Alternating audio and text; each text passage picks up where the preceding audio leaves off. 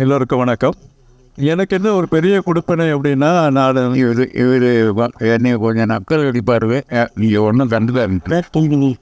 இல்லை, அவரை வந்து நான் எப்பயுமே சொல்லுவேன், சார் வந்து ஜே சார் இல்லை ஏ சார் அப்படிம்பேன். ஏன்னா அவர் வந்து செக்ஸியாக படம் போடுறதுனால அப்படி ஏ சார் அப்படின்னு சொல்லுவேன். அதுக்காக சொல்கிறாங்க. நானும் சாரை ரொம்ப இன்டர்வியூலாம் நானே தனிப்பட்ட முறையாக யூடியூபுக்கெலாம் இன்டர்வியூ எடுத்திருக்கேன். அதோட என்ன பெரிய கொடுப்பனை அப்படின்னா, நான் வந்து 7th 8th படிக்கும்போது கோவில்பட்டியில் படித்தேன். அப்போ வந்து ராமலிங்கம் சார் ஐயா அவங்க வீட்டில் டெய்லி ஈவினிங் வந்து போயிட்டு ஐயா படம் வரைகிறதெல்லாம் பார்த்துட்ருப்பேன். ஆனால் அவங்கள மாதிரி என்னால் வர முடியல. ஆனால் நான் மேக்சினுக்கு வந்துட்டேன்.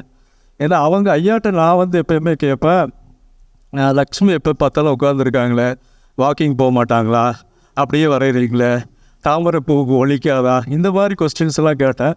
இவனாடா வேறு மாதிரியே பேசுகிறா அப்படின்னு ஐயா சொல்லுவாங்க. ஏன்னா அவங்களோட அந்த ஒரு வாழ்க்கையும் இருக்குது, எனக்கு உள்ளே இருந்திருக்கேன். இப்போ மேக்சினுக்கு வந்தவுடனே இவங்களோட குரூப்லேயே நான் இருக்கேன். அப்படிங்கும்போது நான் கடைசியாக வந்ததுனால இவங்க எல்லாருமே என்னை வந்து ஒரு குழந்த மாதிரியே ட்ரீட் பண்ணுவாங்க. அது மட்டும் இல்லாமல் அரசு சார் சொன்ன மாதிரி நானும் சாரோடைய பல பெண்களுக்கு மானத்தை காப்பாற்றிருக்கேன். குமுதம் ஆஃபீஸில் வந்தவுடனே பாக்கியம் ராமசாமி சார், ஷாமு இதை கொஞ்சம் மூடி கொடு அப்படிம்பாங்க. சார் அவரையே ஏன் சார் மூடி கொடுக்க மாட்டேங்குன்னு சொல்கிறீங்க, அவரையே நல்லா மூடியே வரைய சொல்ல வேண்டியதானே அப்படின்னா, என்ன எல்லோரும் பார்த்துருவோம்ல, அதுக்கப்புறம் நீ மூடி கொடுத்துரு அப்படிம்பாங்க. என்ன இப்படி பேசுகிறாங்க? ஆமாம், அப்படி தான் சொல்லுவாங்க. எனக்கு ரொம்ப இதுவாக இருக்கும். சரி சொல்லிட்டு மூடி கொடுப்பேன். அதுக்கப்புறம் நான் படம் வரையும் போது, ஏன் ரொம்ப செக்ஸியாக போட மாட்டேன்ற, நீ நல்லா செக்ஸியாக போடு அப்படிம்பாங்க. ஏன்னா அவருக்கு போட சொல்கிறாங்க, நம்மளை திறக்க சொல்கிறாங்க. ரொம்ப குழப்பமாக இருக்கும் எனக்கு. ஏன்னா அந்த மாதிரி எப்படி இருந்தாலும் வந்து பார்த்திங்கன்னா, ஒரு 75 வயசு ஒரு மனிதரை கூட சாரோட படம் பார்த்து 25 வயசு ஆக்கிடுவார்.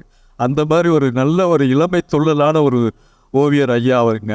அதே மாதிரி எத்தனை ஓவியங்கள் நமக்கு வந்து ஜெயராஜ் சார் சொன்னோன்னா அந்த மாதிரி அழகான பெண்களை ஞாபகம் வந்தால் கூட, இன்றைக்கி வரைக்கும் அவங்கள வந்து எடுத்துக்காட்டாக சொல்கிறது அப்புசாமி சீதா பாட்டி ஒரு கிழவனும் கிழவி தான். அவங்கள தான் இப்போ நம்ம வரைய சொல்லி கேட்குறோம்.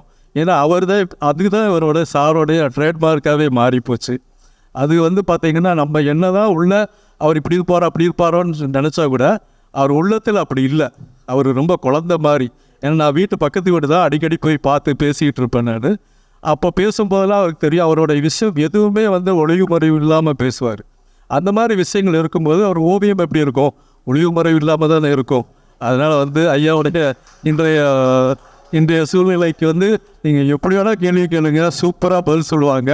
நீங்கள் வந்து அவரை 25 வயசு நினச்சிக்கோங்க. பரவாயில்ல, மனுஷன் உண்மையை அப்படி கரெக்டாக எடுத்து பார்த்தீங்களா, ஃபார்மில் வந்துட்டாரு. நீங்கள் கேள்வி கேட்க ஆரம்பிச்சிருங்க. தேங்க்யூ.